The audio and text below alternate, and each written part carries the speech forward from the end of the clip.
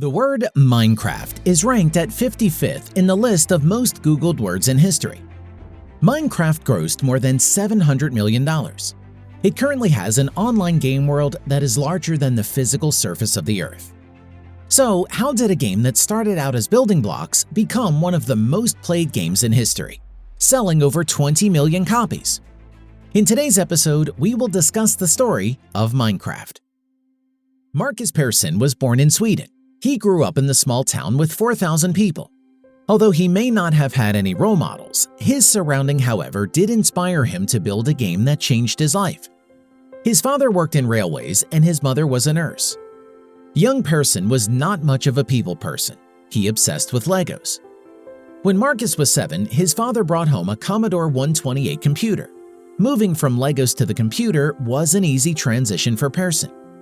To make sure that he stayed on computer, Persson would fake stomach aches to skip school.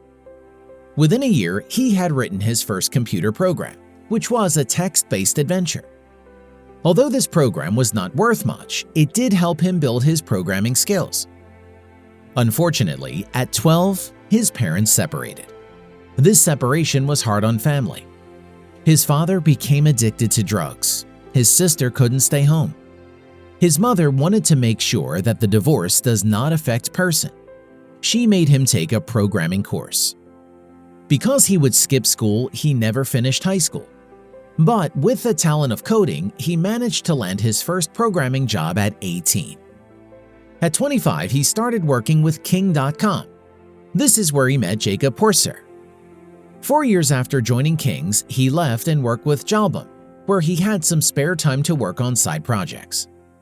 Persson and Porser started writing games, and his first game was inspired by the surroundings of his youth.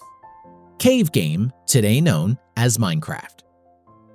Cave Game was released in 2009. The first version was popular among coders. Players had to gather resources to build structures. It was first virtual open world with Lego-like playing field, in which players would use various natural resources to build anything from houses to cities. Persson decided to advertise the game before finishing it. This turned out to be a smart decision.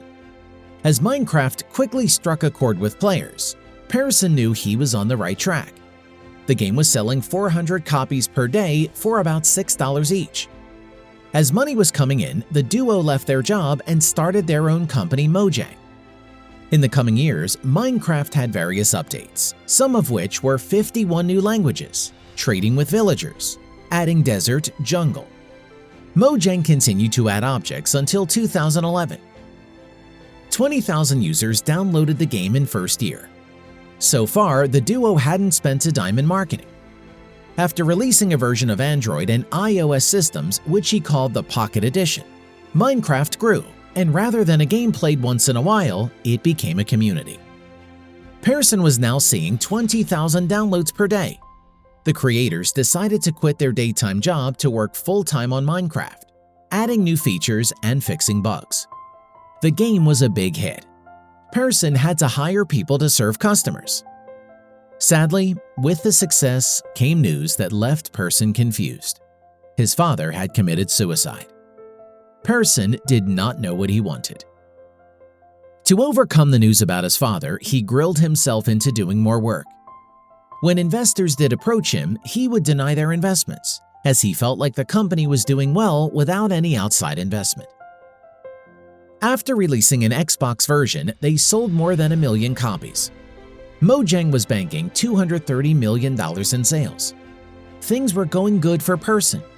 But then, he decided to send out a tweet in June 2014 that said, "Anyone want to buy my share of Mojang so I can move on with my life?" The CEO of Mojang saw the tweet. As the story goes, within seconds of him reading the tweet, he received a call from Microsoft executive asking him if Persson was serious, to which he replied, "I'm not sure, let me talk to him." As Mana confirmed that Persson's Twitter account was not hacked, his phone kept on ringing from buyers. Persson wanted out, so a deal was made with Microsoft. On September 15, 2014, Microsoft announced it would pay $2.5 billion in cash to acquire Mojang. Microsoft continues to support the original Minecraft, though releasing timely skin packs which offer new looks for the major characters. Within hours of the announcement, Persson shared that he would depart from the company he created. "It's not about the money, it's about my sanity." A man who was confused, who grew up in a place with less than 4,000 people, took inspiration from his surrounding and walked away with $2.5 billion. Look around you. You never know when inspiration may just strike you. Until next time, have a good one.